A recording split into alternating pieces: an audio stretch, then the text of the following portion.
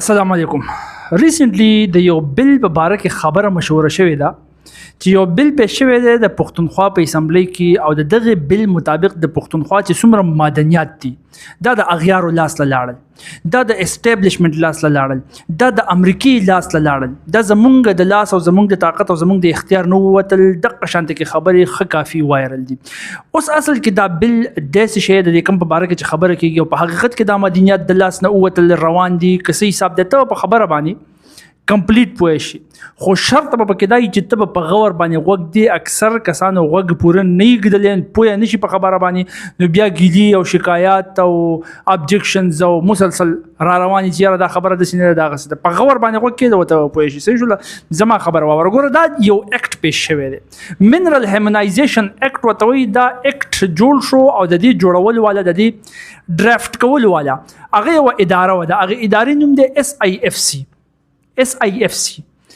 اوس SIFC به ته اول پیژنې، په دې باندې به اول ځان پوهیې. SIFC چې دی د دې فل فارم دی سپیشل انویسټمنټ فیسیلیټیشن کونسل. په دې باندې مونږ یو لیکچر کې خبره کړې وه. دا جوړ شوی تقریبا په سن 2023 کې دی او دا چې د کوم مقصد دپاره جوړ دی که نه، ګوره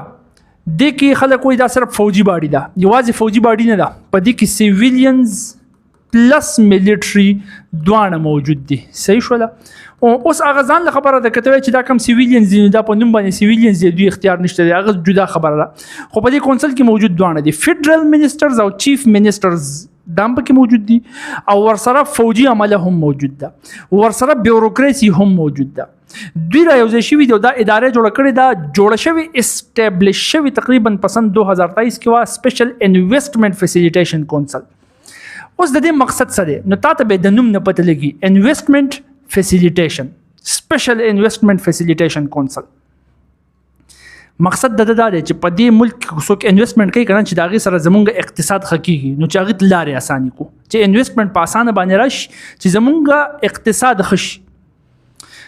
ګوره په دې ټایم کې که ته په دې دنیا کې یو طاقت جوړېدل غواړې که نه، نو د ټولو نه اولینه ترجیح ستا دپاره دا پکار ده چې ته خپل اقتصادي حالات ښه کړې، اکانومیکلي ځان سټرانګ کړې. دا جنګ نن سبا چلېږي د اکانومیز، د چا چې اکانومي مضبوطه وي، د جیب نه مضبوط وي، طاقتور وي، اقتصاد مضبوطول غواړي. د چین اقتصاد مضبوط دی، د رشیا اقتصاد مضبوط دی، د امریکا اقتصاد مضبوط دی، د دغه اکانومیک سیستم په ترو باندې خو دا جیوز یهودیان، یهودي لابي دنیا کنټرول کوي ټوله. نو اکانومي طاقتوره کول غواړي او د پاکستان اکانومي ته پته ده چې څومره وخت نه دا خرابه راچلیږي او څومره خرابه شوله. اوس ریسنټلی څومره خرابه شوله، څومره وران گزارونه د پاکستان په اقتصادي سیستم باندې وشو، ښه کافي را پرېوتې ده. اوس دغه اقتصادي سیستم خو په څه طریقه باندې ښه کول غواړي، نو د هغې دپاره دا جوړ شو SIFC سپیشل انویسټمنټ فیسیلیټیشن کونسل. صحیح شو؟ نو د دوی مقصد دا دی چې دا انویسټمنټ نه دی، دا سټریم لاین کو، فاسټ ټریک کو، چې په اسانه باندې که څوک انویسټمنټ کول غواړي چې کولی شي. اوس ګوره دې ته مونږ وایو فارن ډایرکټ انویسټمنټ. فارن ډایرکټ انویسټمنټ څه ده؟ چې د بار نه یو کس راځي او ستا په ملک کې پیسې لګوي، انویسټمنټ کوي، څه د کاروبار په مقصد باندې چې د هغې ځای نه دی پیسې وګټي. کله چې د یو ملک FDI سی وایي، فارن ډایرکټ انویسټمنټ سی وایي، نو ظاهره خبره ده د هغه اکانومي به ښیي، د هغه اقتصاد به ښیي، ځکه چې د بار نه پیسې را روانې دي. اوس که فرض که د بار نه یو کس راځي او هغه پیسې لګوي ستا په ملک کې او هغه یو دومره اوږد پروسس نه پاس کېږي چې د هغه زړه څخه شي چې هلکه دې افسر له لاړ شه، نو هغې افسر له لاړ شه، نو پلان کې خان له لاړ شه، نو ډنګري خان له لاړ شه، هلته کې ورته هغه دستخط وکړي او صاحب به ناست دي او صاحب لا نشته دی، ورګه صاحب به راشي او بیا به دستخط وکړي او دا فایلز دي وړه او راوړه او چکر یې لګوه او عدالتونو ته هم پکې بیا تلل راتللی شي، لانجې هم پکې پیدا شي.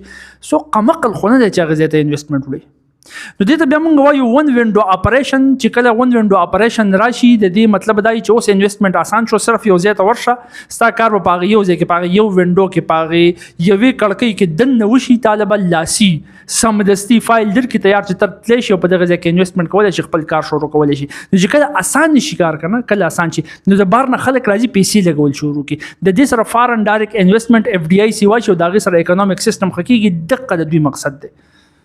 دغه د دوی مقصد دی. دوبۍ هم فارن ډایرکټ انویسټمنټ ښه کافي خپل سیوا کړی دی او داسې نور ملکونه مثالونه تا ته مخې ته پراته دي، د هغې سره د هغوی اکانومي ښه شوې ده. نو اکانومیک ریوایټلایزیشن چې دوی کوم کول غواړي که نه، چې خپل اقتصادي حالات مونږ خکو نو دا په مختلفو طریقو دي کولی شي. نمبر 1 خو اګریکلچر ظاهره خبره د پاکستان ایک زراعتي ملک ہے دا به مونږ ویلې کنه. اګریکلچر خو د پاکستان خو د ټولو نه سیوا مدني د اګریکلچر نه نو اول فوکس خو به د اولین ترجیح په اګریکلچر باندې د هغې نه پیسې جوړولې. بیا به په آی ټي باندې انفارمیشن اینډ ټیکنالوژي نن سبا د انفارمیشن او ټیکنالوژي نه خلکو د حد نه سیوا پیسې جوړ کړي ملکونو د حد نه سیوا پیسې جوړ کړي د آی ټي نه. د چین مثال ستا مخې ته پروت دی د تایوان مثال ستا مخې ته پروت دی د لنډ انډیا د سره خوا کې دم د آی ټي نه ښه کافي پیسې جوړ کړي په آی ټي سیکټر کې دي ښه کافي سټرانګ او ښه کافي مخکې دي. نو په آی ټي باندې فوکس کول غواړي چې د لپاره مونږ داسې کم اقدامات وکړو کم داسې لایحه عمل مخې ته راوړو چې د هغې په ترو باندې زمونږ آی ټي مضبوطې شي او د هغې نه مونږ ښه کافي پیسې وګټو زمونږ اکانومي ښه شي. دغه شان په دې کې دي منرالز معدنیات د معدنیاتو نه هم پیسې جوړېږي که نه او دا خو اسانه پیسه د معدنیات په ځمکه کې پراته دي روباسه میټلرجیکل اپریشنز د پاس کوا صفا کوي او چې په کوم سیزونو کې په کار راځي باغی کې په کار راولل چا چې په کاری کې پغي خرڅو پیسې په اسانه باندې د ځمکه نه راووتلې. نو دا دی په کې بیا د قشنت انرژي دا او ډیفنس دی. نو ګوره دغه د معدنیاتو د ذکر چرا لیکنه نو دا مسله اوس ټول راغلي د دغه ځنه تاویږي دا چې کوم بل دا چې کوم اکټ په شوی دی دا دغه اس آی اف سی ولا جوړ کړی دی او د دوی نظر په دغه معدنیاتو باندې کم معدنیات چې په بلوچستان کم معدنیات چې په پښتونخوا کم معدنیات چې په ګلګت بلتستان کې پراته دي. نو په هغه کې په پښتونخوا باندې په اگست 2024 کې دا بل پیش شوی او ریجیکټ شو او سخت کریټیسیزم پیش شوی. اوس هم چې دا اکټ مخې له راوړل شو په دې باندې سخت تنقید وشو. د پښتونخوا چې کوم حکومت دی هغه وایي چې بل صحیح دی کې نو څه مسله نشته دی. مطلب په دې کې پښتونخوا کې حکومت د پی ټی آی دی کنه نو پی ټی آی دوه ځای شوی دا څوک په تنقید کوي د حد نه سیوا او چې کوم حکومت کې دی الریډي هغه وایي چې د بل کې دونه سشته دی نه څنګه چې خلکو جوړ کړي دی او څنګه چې افوا جوړه شوې ده نه. اوس کنټروورسي په دې کې څه ده لکه که تو ګورې که نه نو خبرې خو به تا ته ټیک ښکاري که نه چې اس آی اف سی والا وایي چې د ملک اقتصادي حالات ښه شي اکانومیکلی ملک سټرانګ شي. نو ښه خبره ده په دنیا کې که ته ځان سټرانګ کې خو اکانومیکلی به اول ځان سټرانګ کې نو په دنیا کې به یو سوپر طاقت راخیږي طاقت به سره راځي. او هغه وایي چې په دې طریقه باندې وکړم چې د فارن ډایرکټ انویسټمنټ څوک چې د بار نه انویسټمنټ کوي هغه ته اسانه یو هغه انویسټمنټ سیوا چې زمونږ اقتصاد ښه شي. نو صحیح ده دا خو ښه خبره ده. نو که فرض که دا ښه خبره ده نو په دې باندې دا دومره کنټروورسي ولې جوړه شوه دا دومره تنقید پې ولې وشو. ګوره اهمترین 2-3 پوینټس درته وایم په کومو باندې چې تنقید زیات وشو. نمبر 1 دا یوه اسوسییشن دی FMOA فرنټیر ماینز اونرز اسوسییشن. دا چې کوم زمونږ د دې حاجیان صاحبان دي کم چې دا مایننګ کوي د دې ځای لوکل چې هغوی په دې مایننګ کې حصې لري او د مایننګ اپریشنز کیری آوټ کوي دا مایننګ کوي دا معدن راوباسي د ځمکې نه او هغه بیا وړي خرڅوي. نو د دغه چې کوم اسوسییشن دی هغې ته ویل کېږي فرنټیر ماینز اونرز اسوسییشن. د ټولو نه سیوا تنقید پې دي کوي او د دې سره بیا خلک ولاړ دي. ظاهر خبره ده د لوکل خلکو چې کوم په مایننګ کې حصې دي په کانکني کې حصې دي دا معدن چې د ځمکې نه راوباسي او بیا یې خرڅوي په دې کې دې کار کې هغوی انوالو دي د هغې د حقوق دپاره دوی اواز چوتوي. د اسوسییشن خو دې دپاره جوړ دی که نه که فرض که داسې پالیسي جوړ شي داسې څه قانون جوړ شي چې د دې خلکو حقوق والی کېږي چې کوم لوکل خلک دي یا کپنیانې ورته ووایه یا حاجیان صاحبان ورته ووایه چې هغوی دا مایننګ کوي او راوباسي او هغه د هغې نه پیسې ګټي که د هغوی حقوق پکې ضبط کېږي والی کېږي چې د هغې دپاره مونږ اواز شوته او د دغې دپاره دا اسوسییشن جوړ دی فرنټیر ماینز اونرز اسوسییشن. دوی وایي چې سراسر دا خبره د 18 امینډمنټ خلاف ده. 18 ترمیم څه وایي 18 ترمیم صوبایي خودمختارۍ طرف ته اشاره کوي. هغه صوبه خودمختاره کوي صوبې د خودمختاري ورکوي حق ولا پوره ورکوي. اوس دی وایي چې دا کم اکټ پیش شو که نه نو په دې کې دوی د دې معدنیاتو کنټرول ټول وفاقي حکومت له ورکوي فیډرل سنټر له ورکوي او د صوبې نه وباسي ځینې نورو لاسونو کې دغه اختیار ورکول غواړي چې د صوبې معدنیات دي او اختیار به په بل ځای کې. نو دا خو د صوبې چې کوم حق درته ملاویږي د آئین مطابق د 18 ترمیم تحت هغه خو ضبط شو خلاړې نو دا د 18 ترمیم خلاف دی. په صوبه کې دننه معدنیات دی د دې صوبې د خلکو د دې صوبې د حکومت د دوی ورسره کار دی او د دوی په حق دی. نمبر 1. نمبر 2 دا وایي چې دا بل دا اکټ تاسې دی چې په دې کې کوم سمال سکیل ماینرز دي که نه دا ایکسکلوډ شو دا ته لري شو مطلب دا لوکل چې کوم ماینرز دي لوکل چې کوم کمپنیانی دي چې هغه د معدنیات د ځمکې نه روباسي د مایننګ مطلب د ځمکې نه د معدنیات راایستل شي چې هغه د مایننګ کوي نو دا خو ته لري شو دا خو ته دوی لري کړو اوس په دې بل کې داسې نه دی ویلي چې دوی به نه کوي خو په دې بل کې خبره شوې ده دوی دا خبره په هغه بنیاد باندې کوي او هغه خبره څه ده په دې بل کې ویل شوی دي چې کم از کم 15 ارب روپۍ دا به ته ایز ا سکیورټي دی ایز ا ګارانټي بیگ دی که ته غواړې چې زه دغه معدنیات نه دي دغه مینرالز د دې مایننګ وکما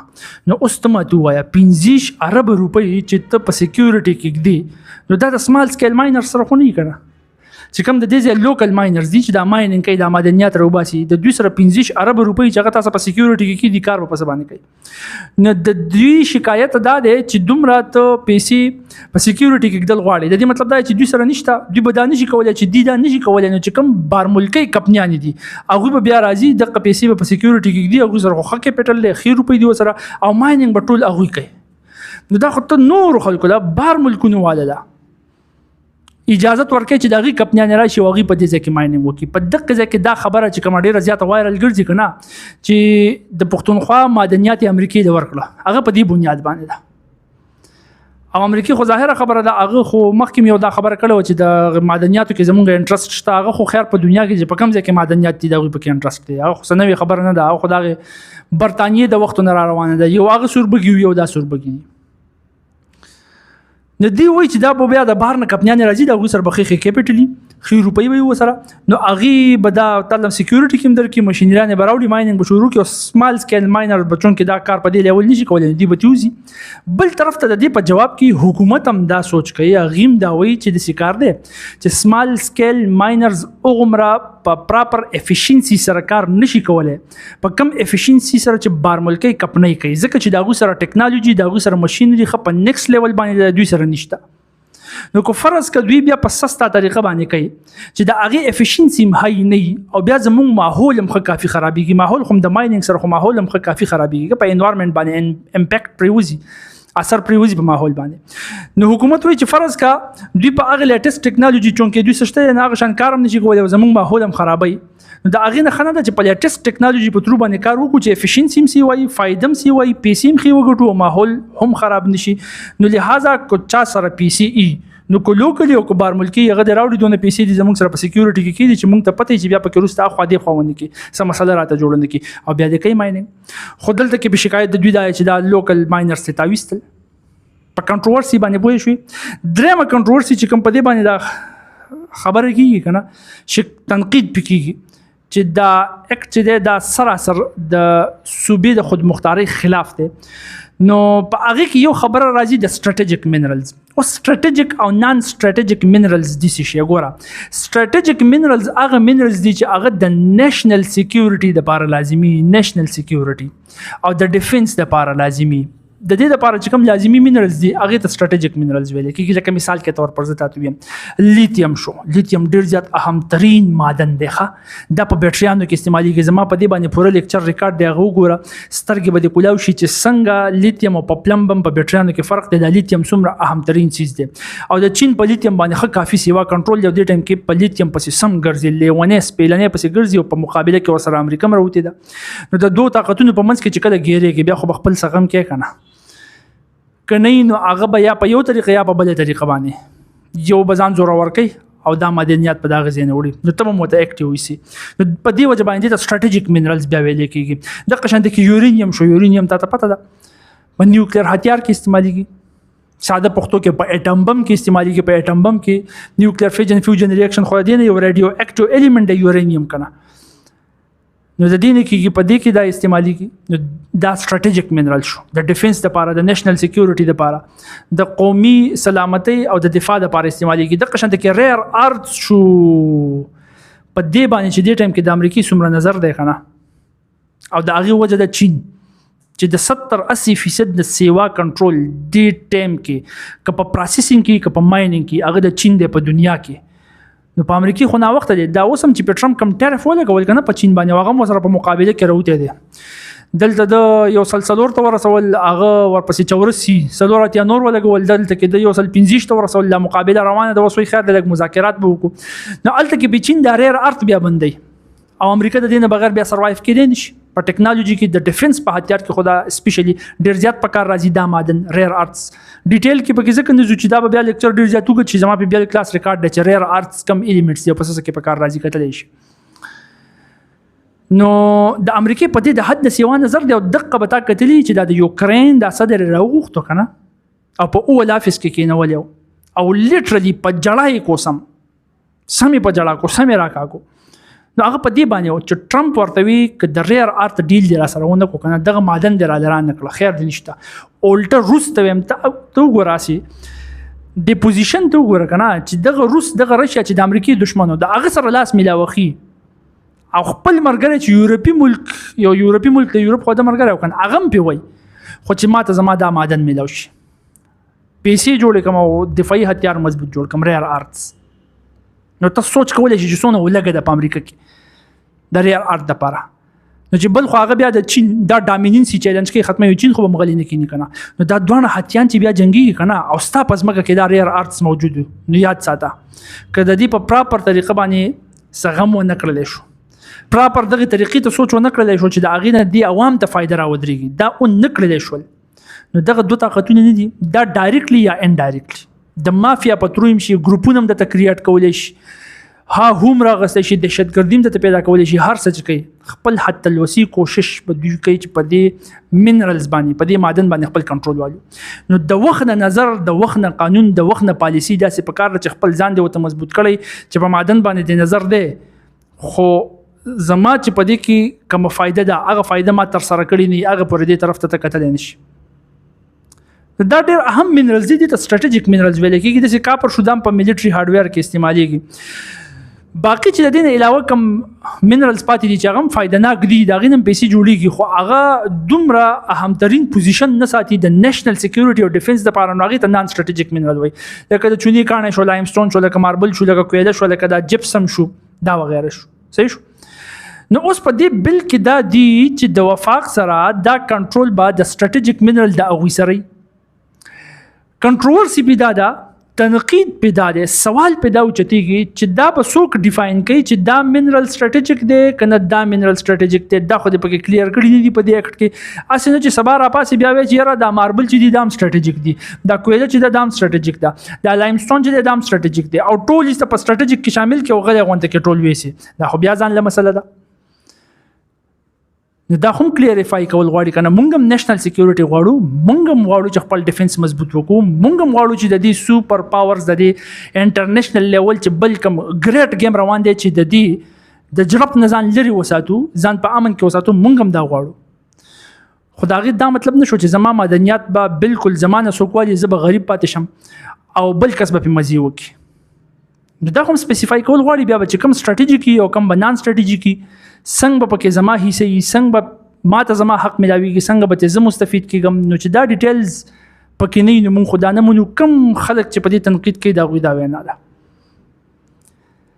چې کوم د صوبې حکومت ته چې کوم وایي چې را په دې بل کې دونه سنشته نو هغه وایي چې ظاهره خبره د سټریټیجیک مینرالز خو ارچا ته پته دي چې کم دي او په سټریټیجیک مینرالز باندې د نېشنل سکیورټي او د ډیفنس د وجنه د وفاق لاس پکار دی دا غوي کنټرول پکار دی لدین علاوه کو څوک چې د دې معدنیاتو حق تلفي کیږي دا والي کیږي نو دا غي لپاره د پښتونخوا حکومت دوی یو اداره جوړ کړې ده چې هغه ته وایي KPMDMC مطلب خیبر پښتونخوا چې اوس صرف پښتونخوا ده مینرالز ډیولپمنٹ منیجمنٹ کمپنی چې دا به پوره د دې منیجمنٹ کوي او د پښتونخوا معدنیات د پښتونخوا حق دی د دوی نه سوکواله نشي او دغه خبره د پښتونخوا چې کوم وزیر اعلی دی